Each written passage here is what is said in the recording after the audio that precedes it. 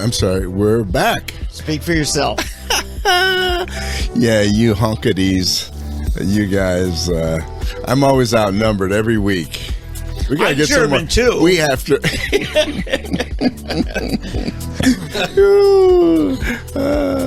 We have fun in here. I'm Irish for whatever that. Irish, Good. yeah. Green. I'm 3/8 green. that and about 5/8 the other. So Hey, let me warn you. This guy's everything. He's whatever he wants to be, whatever week it is.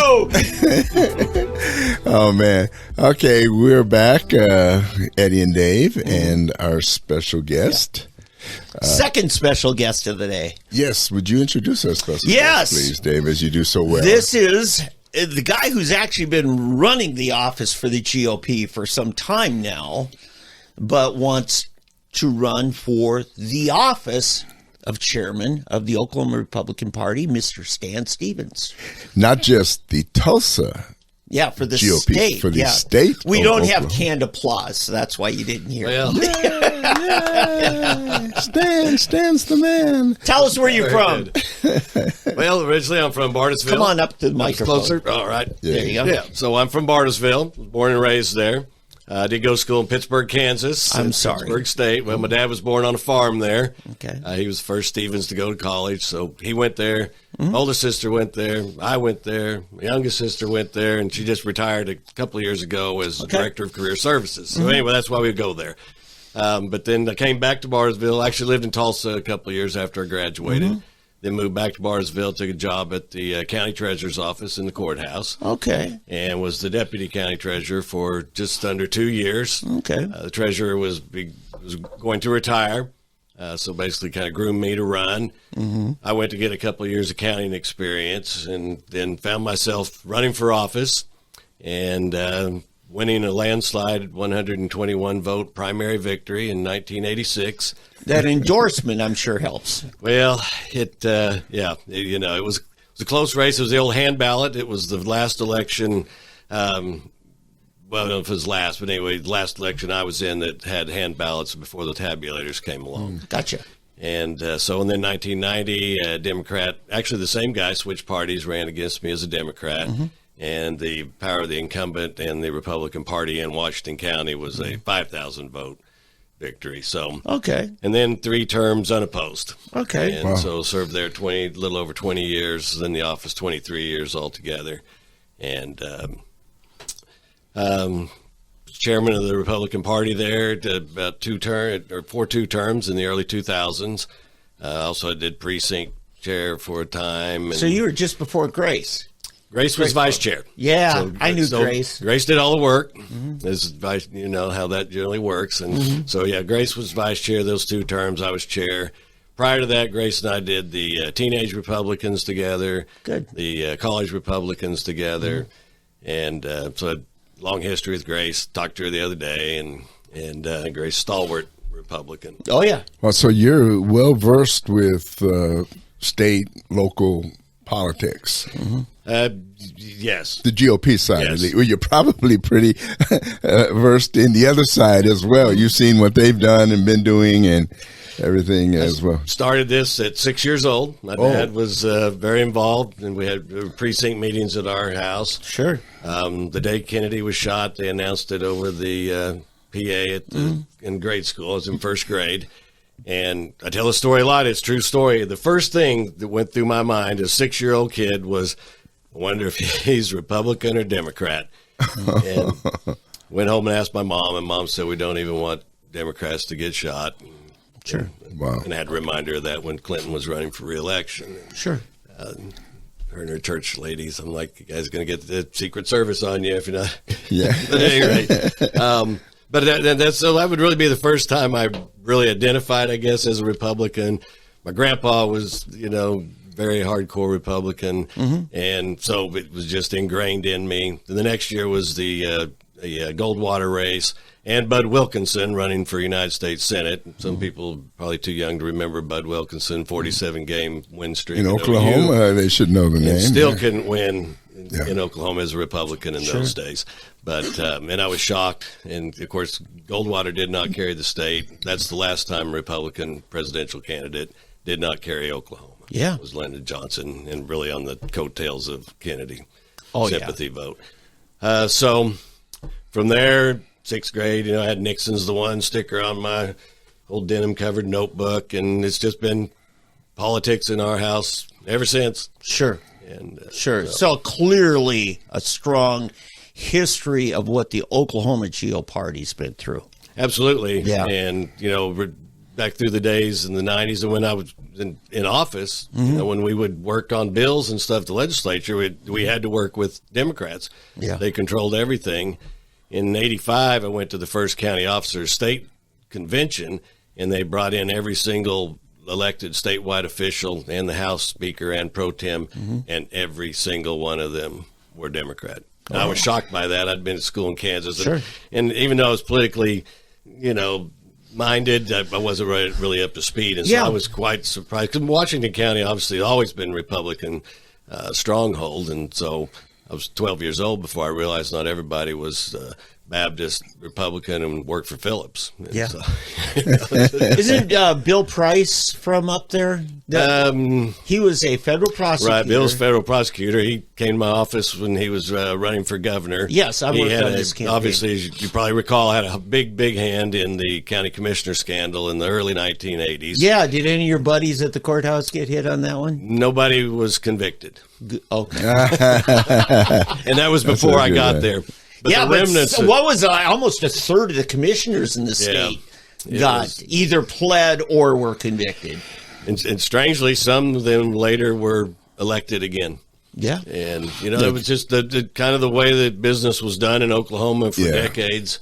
Texas was like that, too. A lot of Yeah, it was that. largely financial corruption going on. Kickbacks from contractors. Yeah. And so that preceded me, but only by about 2-3 years or so. Yeah. So the remnants of that, Tom Daxon had been I remember Tom. actually, it was Republican and I was met the Tom, state yeah. auditor. Yeah. And they hated him in Of county course. government. And I was like, well, I mean, all he did was his job. It's interesting because when I first got here and got involved in the GOP here in Oklahoma, Tom was running for the state chairman, and I supported him, and he didn't make it, but I was supporting Tom. I thought he was a good guy. Very good. Well, he did good work that obviously needed to be uncovered and stopped. And I believe he ran for governor also then later, too. Right. Remember that, too. Yeah. So. Well, welcome. Thank you for coming, and thank you for throwing your hat in the ring. I have been disappointed in the way the party has been run, actually, and all the way from state down. And I think we've taken it for granted. We have been fortunate to have maintained a GOP stronghold on the governorship and the state offices, but the cities, municipal, the big cities at least, are really hurting. You've got Tulsa, Oklahoma City, Norman, Stillwater. It seems to be the college towns in particular are where we can't seem to break in or break through, and it looks like it's getting worse, especially Tulsa. I don't know if it's what I call Little George Kaiser here, bringing all these people in with his $10,000 bonus checks, Right. Whether that's a part of it or it's just people aren't informed. You've got the newspapers, you got the Tulsa World, plus the broadcast media that, as you know, and your wife was helping on my campaign, for lack of a better term, crap they put out there, misinformation, lies and innuendos and things, the newspapers and things. It's really tough.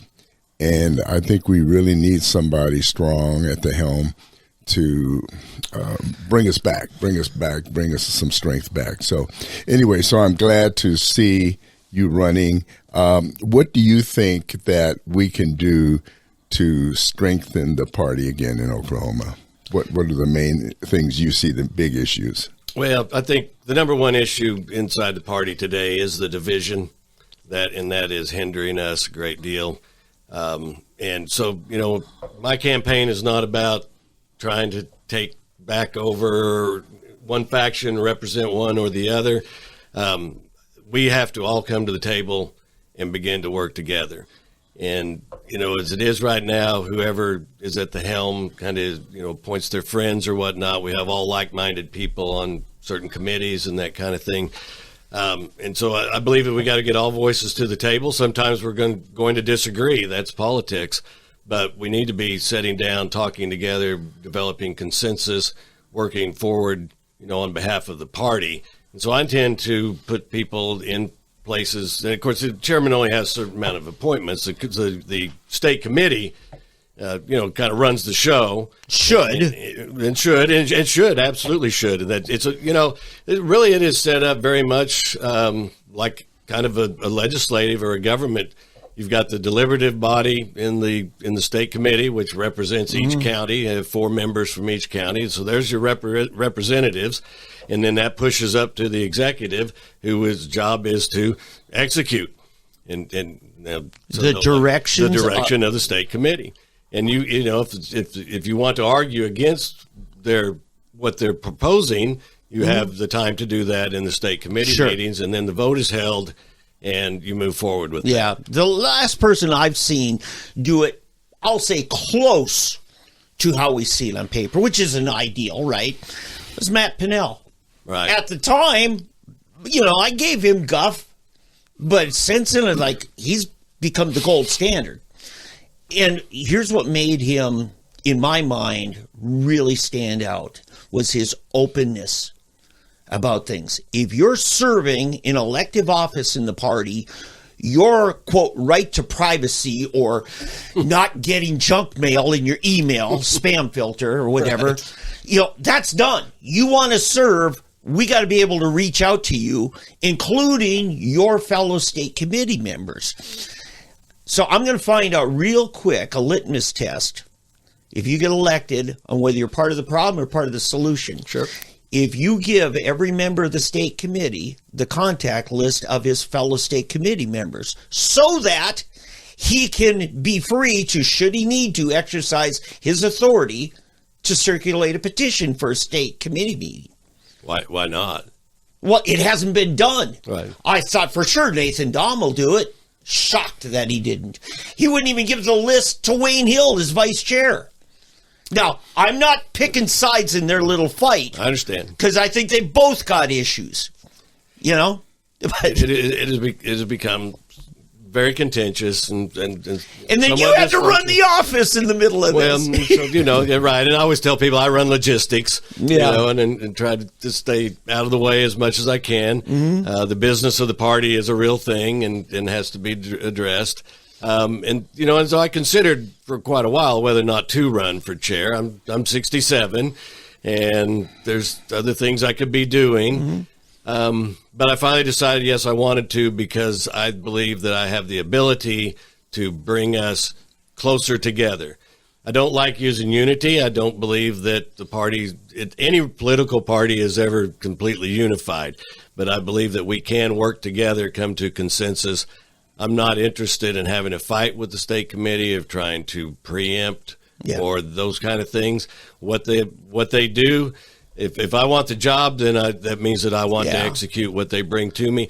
And when you talk about being accessible and people calling you, so if you're the county treasurer and you're taking people's money at Christmas time, you get pretty close to them. Threatening to stick the sheriff on them if they don't. Well, and so, that is true.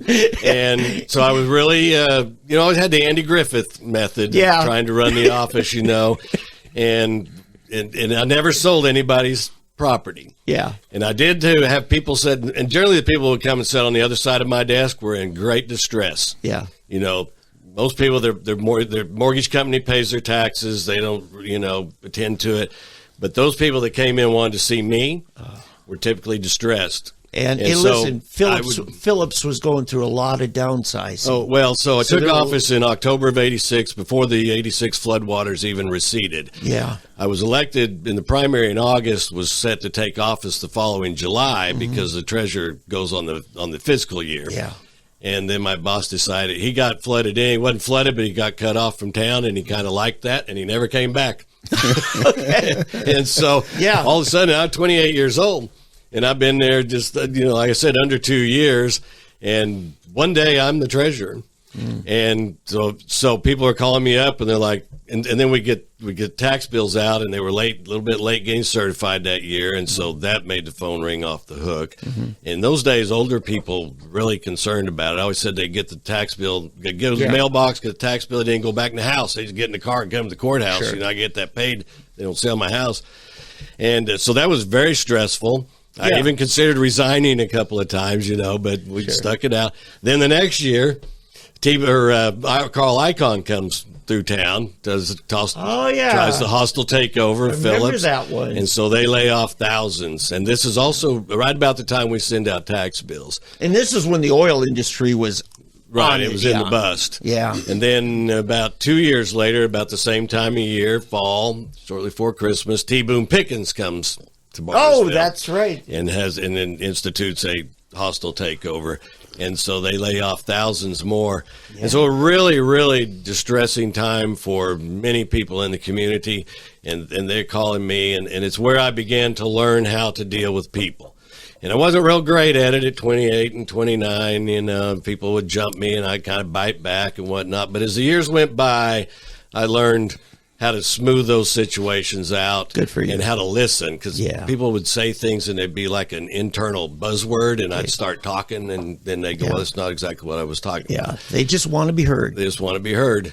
And so, I would get to the tax sale time, and people would come in, and some would be crying. They'd be really distressed. And so I'd go, why don't you give me $20 today? Because their taxes were never very high. They were not high income. That's why they were in trouble, typically. Yeah. And so, well, you give me $20 today. We'll set up a payment plan. You pay me $20 every month till we get this paid off. And we still had to charge the interest, all the statutory requirements. Unfortunately. But boy, you could see it come off of them. And they would, and by the time they left, we were laughing, talking, and I felt so good. And the times I'd bit back and they'd leave, you feel that inside didn't win anything. Yeah. And so then the state auditor would come.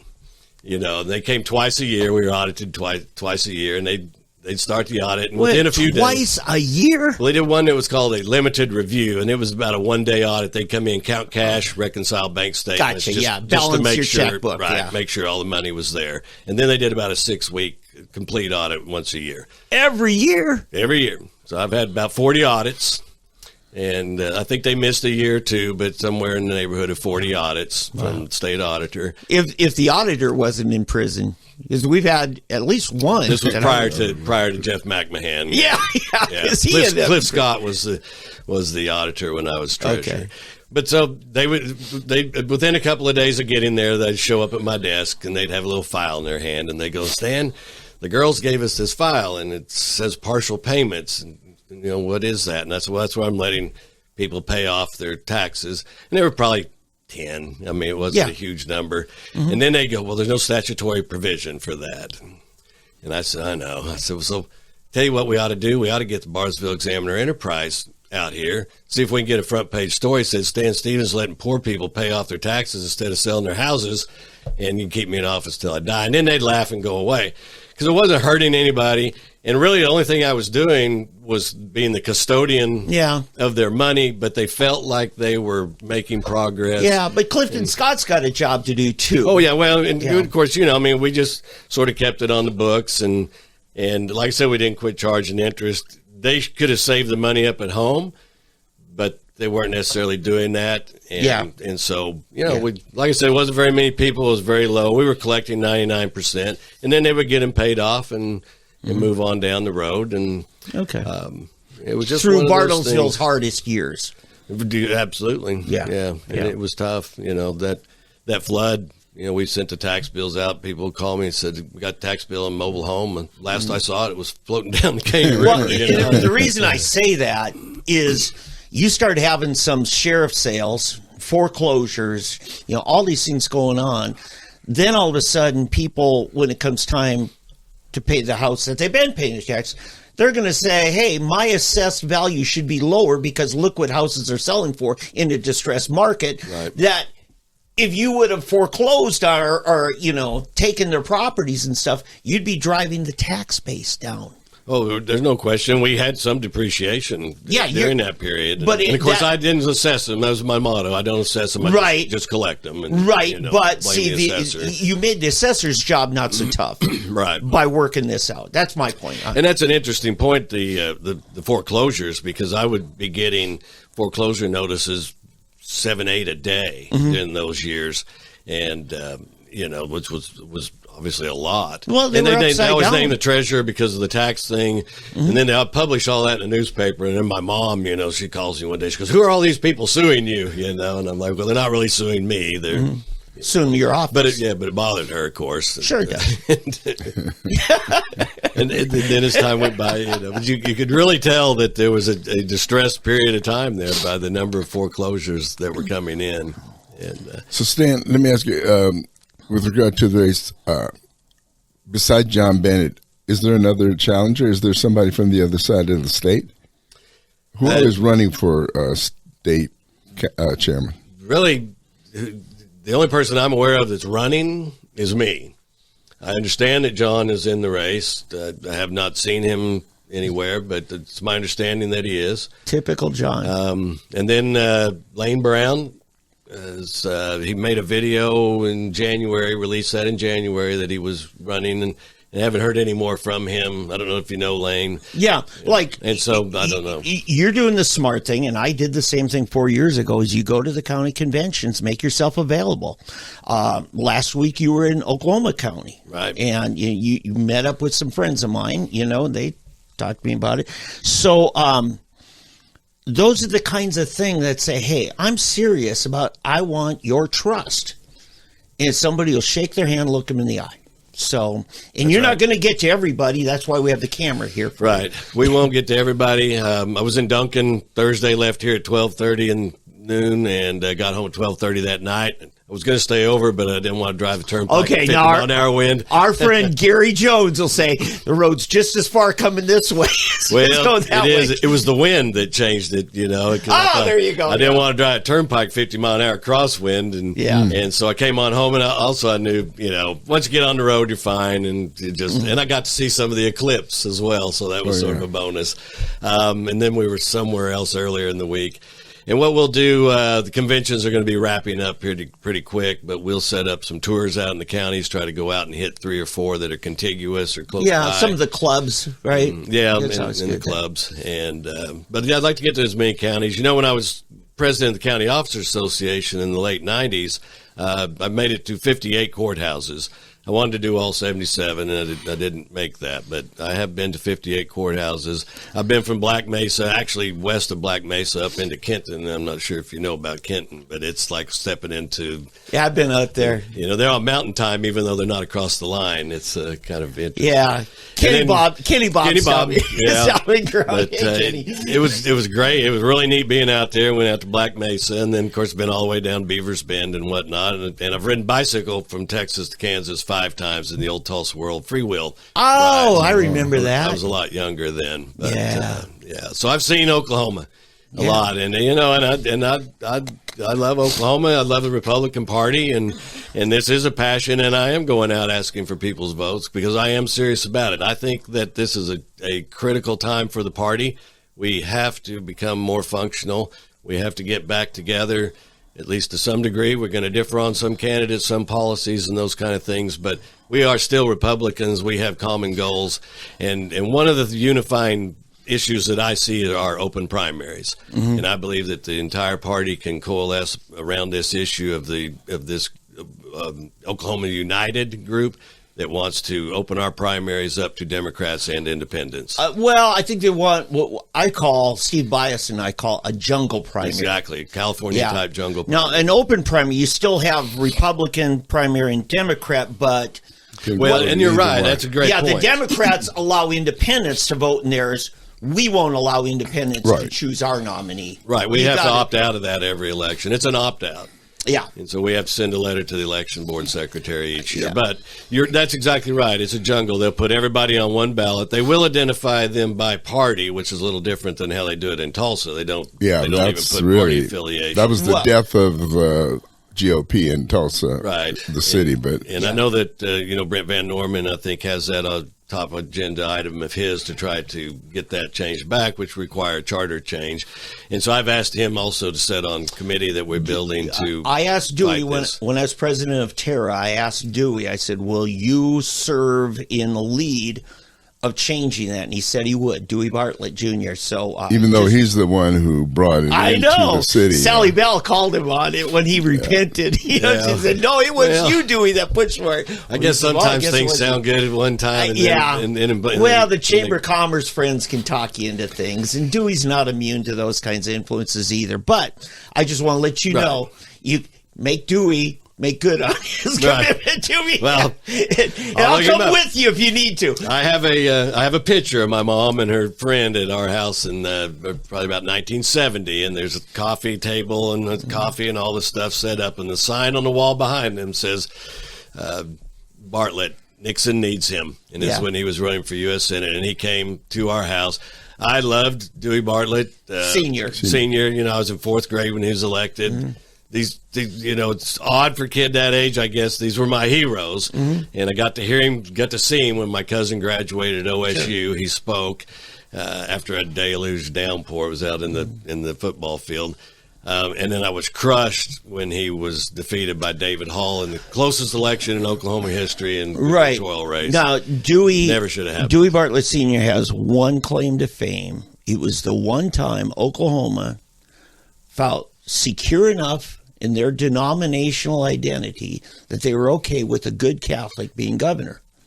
We'd never allowed a Catholic before then.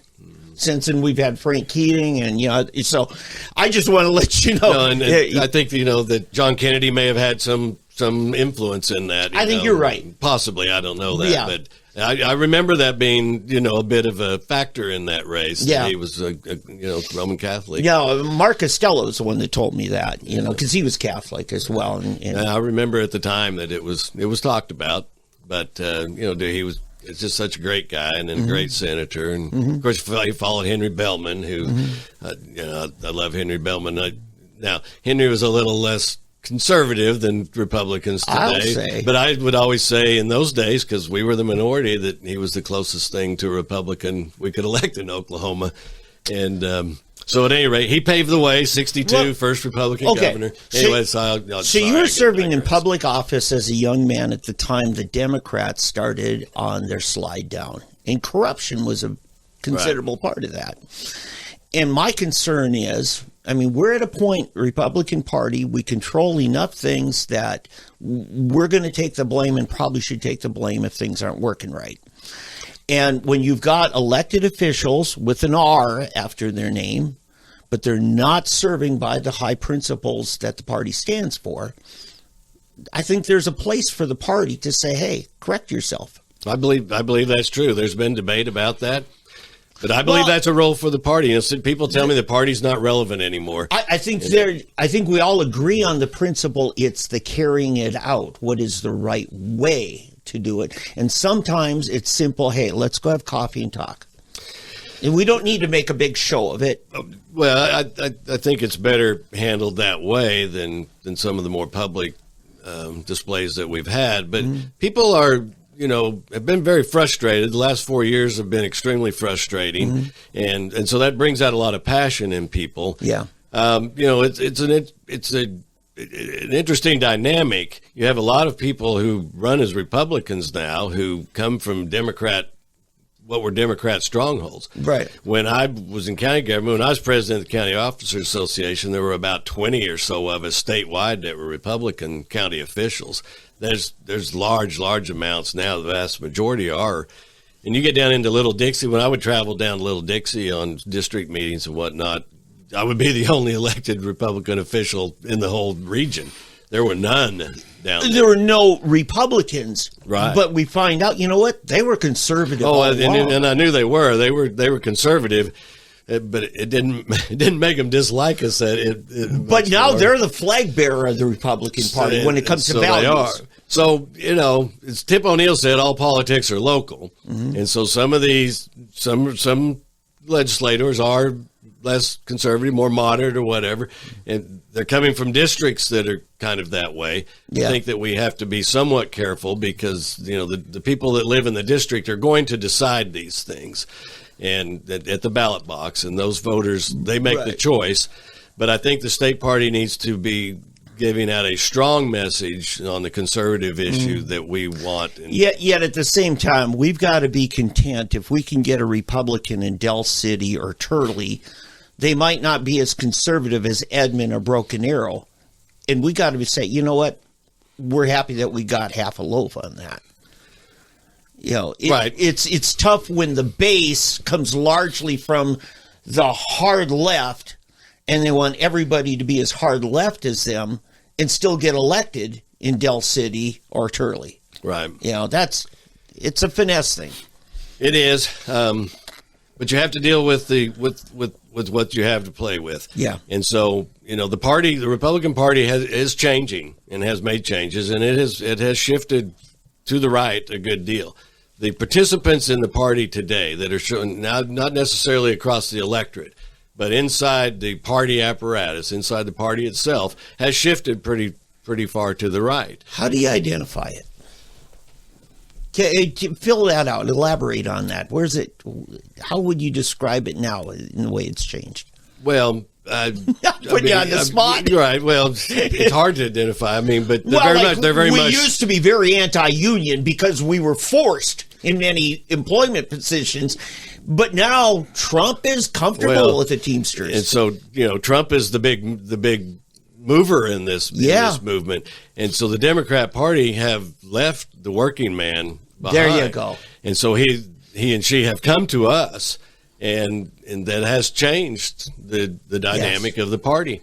And they're more, conservative or whatever you want to call it. They're less, they have less appetite for taxes.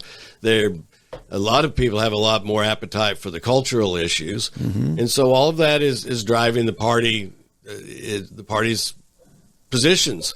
And so I say you can get left behind or you can adapt. And I'm choosing to adapt. And I'm pretty conservative, and so I can speak to those issues, and I can work with those folks. And I think the leader has to try to measure the message and whatnot, but the message is still going to come up from the state committee. Yeah, the black man doesn't want to be patronized to like the Democrats have done it. Absolutely not. The Hispanic family doesn't want to be treated like they're illegals just because they have broken English and, I've been saying since the 1990s that the Republican Party has missed the boat on the Hispanic vote. That should be 100% our vote. I agree with you. They are working folks. They are family-oriented. They have Christian background.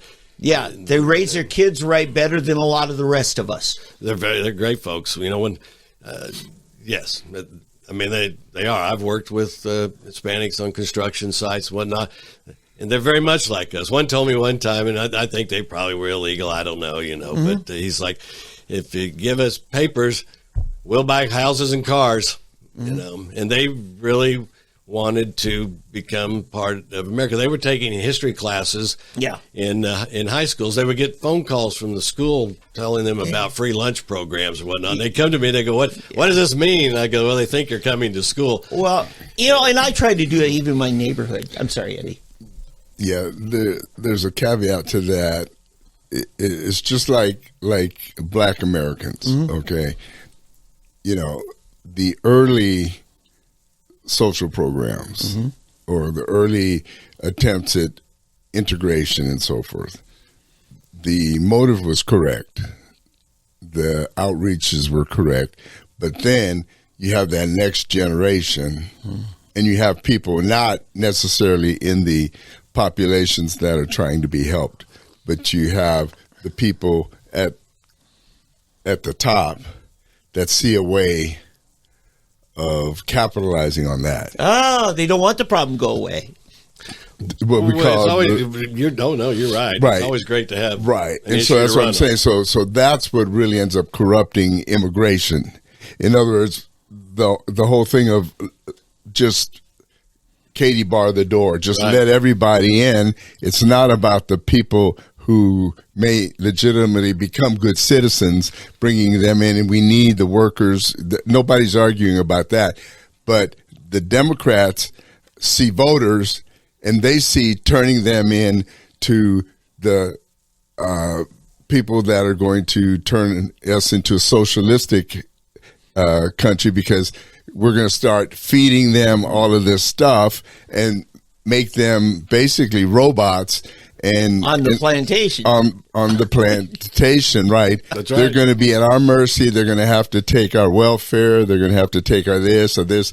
And eventually they won't worry about work. Yeah. And we're going to turn it into all of these hardworking Hispanics are going to turn into a bunch of project living Americans, just like the black community. You'll have Ukrainians, you'll have Russians, you'll have Asians, you name the ethnicity, and they're all going to be there's a bunch of white people riding that train these days. Exactly. Like, for example, I'm in the insurance business, and I call disability insurance or disability payments the white man's welfare. I mean, I can't tell you, black people are on welfare and the white people are on disability. I can tell you from the age 20 to 40, how many white people I know that are on disability. They start collecting their disability check. They don't have to work. I've got this and I can't work. And it's just, for some reason in their minds, I can't take welfare because that's beneath me, but I can take this disability check even though there's nothing really wrong with it. Doesn't have the same stigma. Right, exactly. Churchill has said, eventually, when people figure out, the majority figure out they can vote to have the others support them, and that's when it begins to fall apart. Exactly. So that's my only issue with going too far down that road of wanting to accept the whole immigration thing. Well, no, don't misunderstand my comment. Right. It's not about that. But there were lots of Hispanics here. Now, of course, Reagan, he gave the amnesty back in the 80s, so there were a lot of people here who became legal. Yeah. And a lot of those work. But the working folks and whatnot need to come to the Republican Party. Oh, yeah, we need to this continue to push this message of work and prosper and grow. And some of the greatest clients that I have in the country, there's a lot of patriotism lost in the country today. It's about me. Yeah. There's a lot of me out there, and a lot of that comes from the Democrat Party, but from everywhere. And so we have to do better than that. We've got to get people back into the spirit of the country, what's good for the country. Well, people who are in it for their own power kick, they tend to, split things up and marginalize anybody who's a threat. And you know what? You don't grow a party that way. You don't grow a movement that way. You got to get beyond that, be willing to take risks, knowing people are going to burn you, but still growing a bigger tent, But on your other thing, Eddie, my mechanic speaks broken English. He has his own shop, Israel Vasquez. Great guy. One day I'm at his shop. Actually, it was just recently I was there.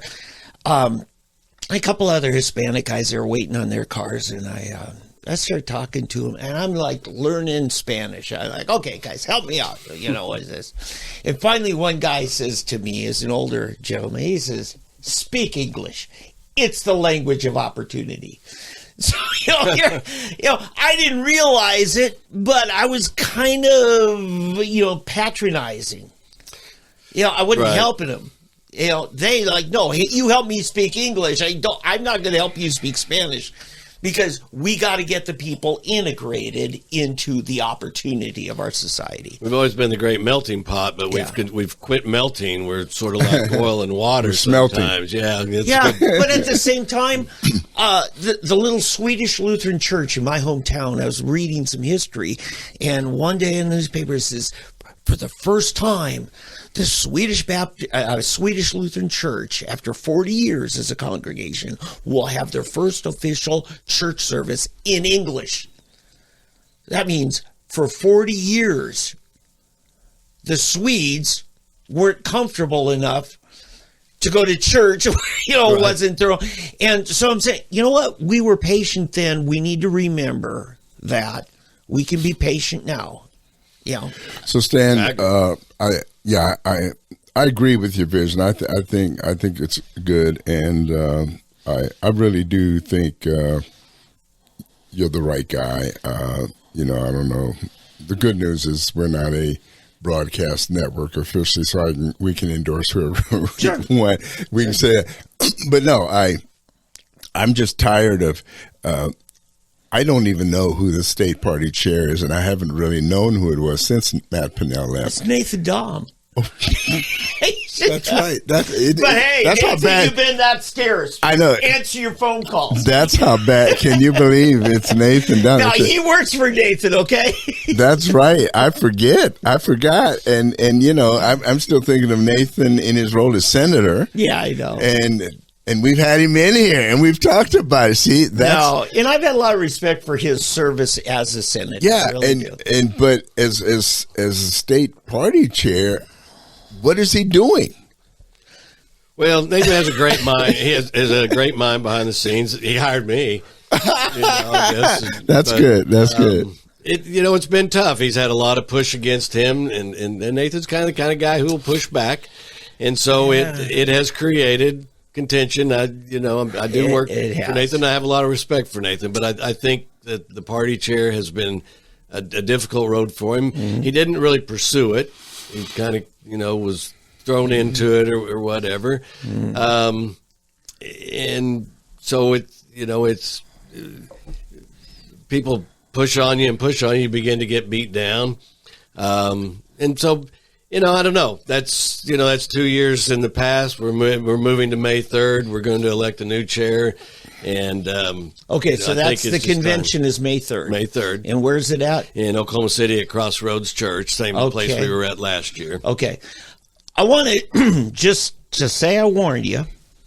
I'm going to quote our friend Chad Alexander when he was on the radio in Oklahoma City at Pam I was treasurer of the state party under Chad. Yeah, okay, so you know Chad. You kind of have his gravelly voice, too. Yeah. But he said on the radio, he said, I want to introduce to our public our special guest today. She holds the hardest job in Oklahoma because she has to raise enough money to run the Republican Party, and only if and when she does that can she raise enough money to pay her own salary, if she gets any. Pam, I don't think ever took a salary. It's tough, but anyway, that's how hard the job is. And I think people need to understand that. I mean, I tend to be pretty patient with our big county chairmen, like, Tulsa County or Oklahoma County, because you can't do that justice as a volunteer. Yeah, Pam, fortunately, God bless her, is provided for and everything, but I appreciate someone willing to do that. And there's been several other chairmen had to forego. So the money wasn't there, it dries up. Which brings me to my last point is, what's your forecast for how we fund the party? Well, that's a great question. Yeah. And that is a major issue. Yeah. And, we have a couple of heavy lifts there. And I think part of it is in getting more together. Mm-hmm. We have a whole segment of the party that's not participating, even though they really are the majority membership of the party, mm-hmm. but they are unhappy with the way things are going, so they're holding back.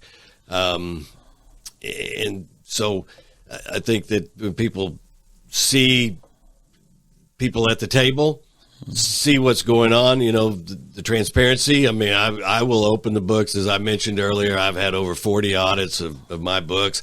I'm very proud of my financial statements, very proud of my audits.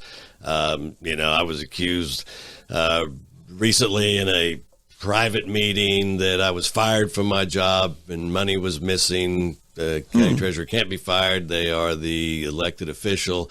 Nobody has ever accused me of taking any money. There's no evidence of that. And there is clear evidence against it by over 40 audits. Yeah. But so I'm very used to providing my books open, having them published in the newspaper. Yeah. And so I will open these books to the budget committee. Mm-hmm. I want to work with the apparatus of the party. Mm-hmm. You have the budget. For one thing, the chairman and I learned in politics, it's use words like we and whatnot, just in case you need to blame somebody else, I mean, I guess, but to share that load. And so I don't want to make every decision. The budget committee is there for a reason. And they approve the budgets, and they got a right to see the books and see that the money is being spent on those items in that fashion properly, and to provide counsel and direction. And then we take those down to the state committee and get approval on certain special projects or those kind of things, and then push that back up, kind of a boomerang sometimes, but it needs to go through the apparatus. And if you're running things through the apparatus, then I believe that you are creating a cohesiveness and people willing and interested in working on behalf of the party and getting things done because they feel that they are part of that process. There you go. Yeah. And that's a big way, a big step in getting people together. Yeah, and we've all had, our own crises in life. We're all fallible, and, I think you've had your situation. You want to address anything? I absolutely address that. And so while that is not true about any financial impropriety, right? I did leave office. I resigned office after I was arrested. I destroyed my life in 2008. Absolutely destroyed my life over drug use. So you had an addiction, and it destroyed me. Well, you had an addiction, and then mostly the addiction had you. It was just a terrible time. I became pretty arrogant in office. There's a certain amount of prestige or whatever comes with any office, I suppose. And I make no excuses, and I would never allow anybody to call it a mistake. It was willful, and I knew that I was doing wrong, and I just went down this path until I just bottomed out. And the night that I was arrested and I sat in jail, it's like you talk about instant clarity. Yeah. and I could see those forks in the road. Yeah. And I always took the wrong one. And then, I feel that God wasn't done with me. But he's like, okay, I gave you chance after chance after chance, and now I'm going to get your attention. And that got my attention. And then I spent a year in rehab, the Howe Foundation here in Tulsa. I don't know if you're familiar with the Howe or the Nazi work camp. Well, you might have come picked up stuff from my house. It's very possible, although I was fortunate. I worked mostly in the dispatch office. So I worked 170 months on the night shift in the detox. And I took people in, and I had the infirmary open during the night and about lost my mind. And all we had was the Tulsa World. I read every word of it every night. It was so long. Yeah. And finally, you just kind of begin to lose your mind doing that. And so then they moved me into the dispatch office where we dispatch the crews to go out to your house and tree crews and whatnot. And so I was there about a year, and that gave me a lot of time to think and evaluate my life and what I was doing. We had 2 meetings a week. They were basically like AA and NA meetings. Yes. And they would always call on guys to speak. And most of them did not want to speak. There were a lot of head bobbing and whatnot those nights after the main speaker would end. And they called him burning desires. Speak. And so they loved me. Yeah. Because Stan's he's a closer. Call Stan, he'll close the meeting. And so I would tell my story over and over. Sure. And it came to a point where I wanted to be inspirational. I would generally finish it with, what do you have in your life that is more important to you, worth more to you than being here? Yeah. Chasing drugs, chasing women, whatever it might be. And, is it your family? Is it your kids, your job? Find something in your life that is worth more. And I certainly found a lot in mine that was worth more. And so, I was able to come out, have a great family, of course. And so I had a good support system around me. It is not easy to come out and recover from something like that. And without that support system, my family, I never would have made it. And a few people who would take a chance on me. Trying to find a job was almost next to impossible. Yes, it is. And I could get interviews because of my experience, but I always would have felt I should share the story because they go, find it anyway. Yeah. And that would generally end the interviews. Sure. But guy Daryl Baskin, you may know Daryl, he's a big realtor here. And so I got my real estate license. It was one place where you could come back. And they had trouble finding a broker. But Dennis Simler, who was the county treasurer and been a friend of mine, of course, he introduced me to Daryl and talked about it. Daryl took me in. I've been with him ever since. Who's so that? Daryl Dennis Baskin, Simler. he's Dennis Simler. He was county I know treasurer. Dennis. Yeah. I know his parents, Pentecostal preachers. Yeah. Yeah, let's go. Farrell Simler. Dennis and I, of course, professionally have become good friends, and so he connected me to Daryl. Kudos to you, Daryl. That was in 2010. I always mention Daryl because he took that chance. At that time, I was working down on the River Trail pedestrian project. Yeah. And because that was my brother-in-law helped me get a job there, and I was a construction gopher basically, and it was tough for a guy, 52 at that time, and had lived in the county office, and now I'm out there. But we did that. And so anyway, Daryl, he took a chance on me. Whether it's drugs, liquor more often is the most. Those guys were the really tough cases in the rehabs. The drug guys all kind of party and have fun. But a lot of alcoholics really struggle. A lot of people with mental health crisis. Right. I mean, through no fault of their own many times. Yeah, I'd like to hear the end of the story. Oh, I'm sorry. I'd like you to finish your testimony.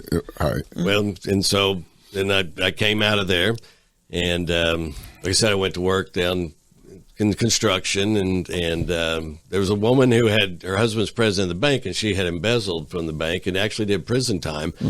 But at this time, she had become one of the top realtors in Bartlesville, and one day it struck me. I thought, well, how could she do that? And I thought, if she can do that, I can do that, because I had deferred sentence.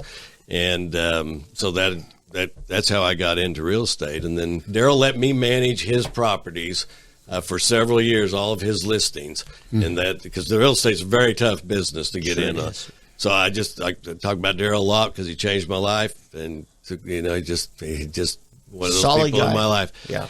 And so I've been home a couple of years, and when you say home, back to Bartlesville, out of the Howe. Okay. And back home. The Howe, wasn't really locked down, but we lived there. We had a saying, I'm free to leave here anytime I want to go to prison. How long ago was that? So 2008, most of the whole year of 2008, I spent in the Howe, and then came home on Christmas Eve 2008. Okay. And so I got my license 2010. I was coming to Tulsa to meet a real estate client. It was very early, one of the first clients I had. My late wife was in town, had come up here. Her dad had broken his hip, and she'd spent the night at St. John's with him. Passed her on the way to Bartlesville. We talked on the phone for a little bit till I got to my meeting. And then I went and showed some houses and came out, and I had voicemail on my phone. Figured somebody else was hoping another client or something. It was the Highway Patrol. And I called the Highway Patrol, and they told me that she had been killed in a car accident just outside of Bartlesville. Yes. So that was that made another change. I'd already had this profound experience, and that was incredibly profound experience. And my kids, they were older, 19 to 29, but it was devastating. Sure. And so we just pulled together, and I kind of became mom and dad, and we just went through it. Yeah. And so then a few years later, I had a real estate deal, and there was this agent on the other side, and she and I met, and so we had some more business to do, so we went to lunch. There you go. And turned into a 2-hour lunch, and I always tell her, after the first hour, halfway through it, I decided I was going to marry her. It took her a little longer. But at any rate, so one night I took her to dinner, and I said, I need to tell you something. And so I went through this whole story with her, and I said, so what do you think? And she said, I already knew. I Googled you. I just wanted to see if you'd tell me. Oh. And so the honesty is the best policy. So, of course, she's sitting in the next room. That's Jennifer. Smart woman. Yeah. And I've applied a lot of things that I learned from my failures in the first one. and to this marriage and to my life. And Jennifer and I, we do this together. As you know, she's very much political animal as well. And God has just blessed us with this opportunity. Sounds like you're a twice blessed man. I am so fortunate and so undeserving of it, but I have worked hard to change it. And hey, humility is a more rare virtue than it should be. I needed humility, and that but so, it's a power, it's a strength. One of the delegates, Oklahoma County Convention last week, was just so blown away at how you walked right through the worst part of your life history, and he marveled at it. So I appreciate that. Because humility is far more rare than it should be, and it won't let you down. But boy, it's hard to die to self, isn't it? It is, but it's been a while, and so it's gotten easier, and it's freeing. Yes, liberating. When I talk about those forks in the road too, it became so clear as to how easy life is if you do it the right way, and how difficult I'd made life, not just for me, but for everyone around me. And failed so many people, my family first and foremost. But those people that worked for me, they worked for me for years, and they made me look really good because they were really good, and they were so loyal to me, and I'd let them down, and it was crushing. How'd you end up at the state party office running the day-to-day there? Josh Kraft was the executive director, and he was going to move on, and so Rhonda, and a few people recommended me to Nathan. And so sat down with Nathan and we talked about it. And then I Nathan said, Don. And then I said, I need to share this with you. And he goes, what, your past? And I said, yeah. And he goes, I know. And so he's another one, kind of like Daryl, who was willing to. I wanted you to say that because Nathan should be. Well, absolutely. He gave me this opportunity and a huge opportunity.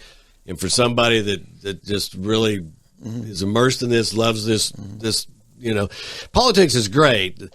Governing is what it's all about. Sometimes that gets lost, we campaign and we get all hung up on the politics, and that's kind of fun. But the main purpose is the governance. And so, having the opportunity to be back in the arena, I missed it so much. I loved being the county treasurer and being in the political arena. Sure. And so putting me back into that, taking a chance on me, giving me the latitude that he has and the belief in me.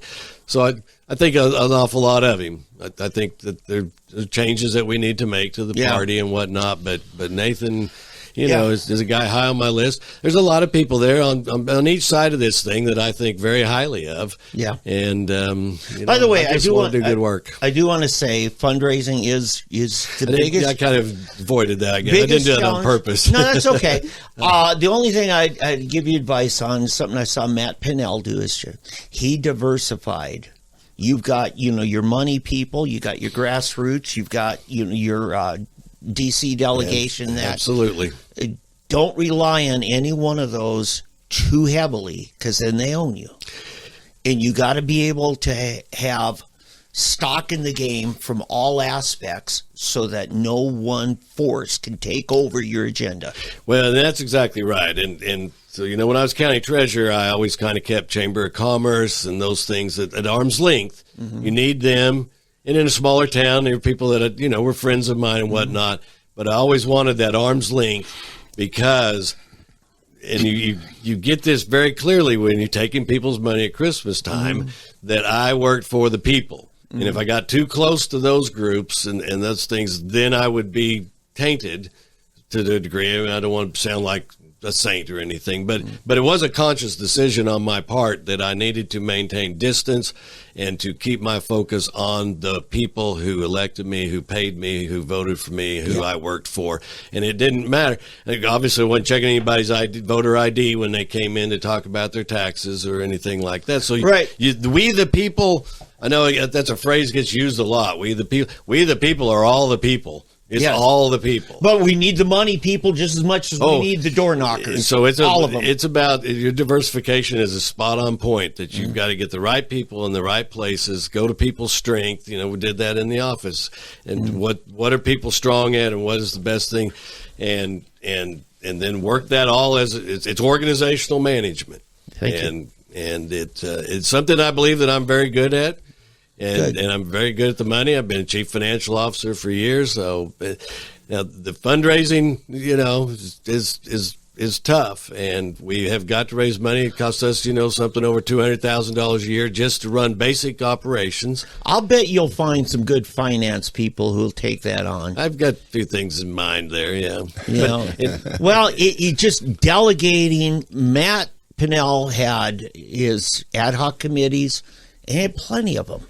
It gave a lot of people a chance to take on issues so it didn't all fall on him. And I think people want that opportunity. And I think if we're excluding one group or the other group, if we're not particularly tapping into the grassroots, losing the opportunity for volunteers. They'll let you know if you. Well, they're the dominant force. They are. And so, we're short on volunteers right now. Yeah, but they have to respect the money people who don't always have time to show up, but they'll cut a check. Right. That'll cover the materials and signs that the door knockers are handing out. Well, and respect is a really great word there. We need to operate with respect for each other. Yeah. And but everybody's got to be there, and I've got to have people that will work and help volunteers in these positions, and so I need all hands on deck. Yeah. And then I'll treat them respectfully, openly, honest, and you already I just want have. to get the job done. I want to say to those of us who've had to reach out to you for help for resource the party, I've been impressed. You and your predecessor, Josh Kraft, that were two of the greatest people running the state party office. Well, thank you very much. That means a lot coming from you. You earned it. If Eddie's done that, I want you to sign off here for those who you didn't get to see at a county convention or a activist meeting group, and that. Get a chance to just talk to them directly into the camera there, and how to get a hold of you as well. Well, so my phone number is 918-397-5564. If you don't get me, leave a voicemail, because I get a lot of calls of people wanting to sell me dead real estate leads. So if I don't know the number, I don't always answer. But I will return all voicemails. You can text me at that as well. You can also reach me at stan.stevens, STEVENS, at okgop.com. If I haven't been to your county, I wanted to. You heard me, if you've on the beginning of this podcast, that I was in county government, traveled the state extensively. I very well understand Oklahoma is a rural state. My heart is there in the rural part of the state. It's the backbone of Oklahoma. And so I love the rural counties. I don't care if you've got 2 delegate votes, 5 delegate votes, or 300.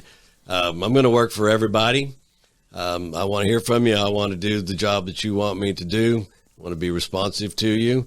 And, if you trust me with the job, I think that you'll like the way I run it. I think you'll like the way that the party shifts to a more harmonious operation. And, we all just lock arms and we move together and keep moving the ball on conservative issues and getting the things done that we all want to get done in the state of Oklahoma. Great. All right. I think that's going to do it. That's kind of a special episode of Fresh Black Coffee. Thank you, Stan, so much for coming in. And my pleasure. Thank Dave, you for having me. Tune in again next week for more interesting stuff from the universe. Yes, sir. Did you have anything? Well, and I was going to follow that with the following week. We have John Eccles, the former majority floor leader, who's running for attorney general, going to be in-house. All right, glad everybody to follow him. Yeah, and hey, be careful out there with all the wind and fires starting and accidents, trucks being blown off the road.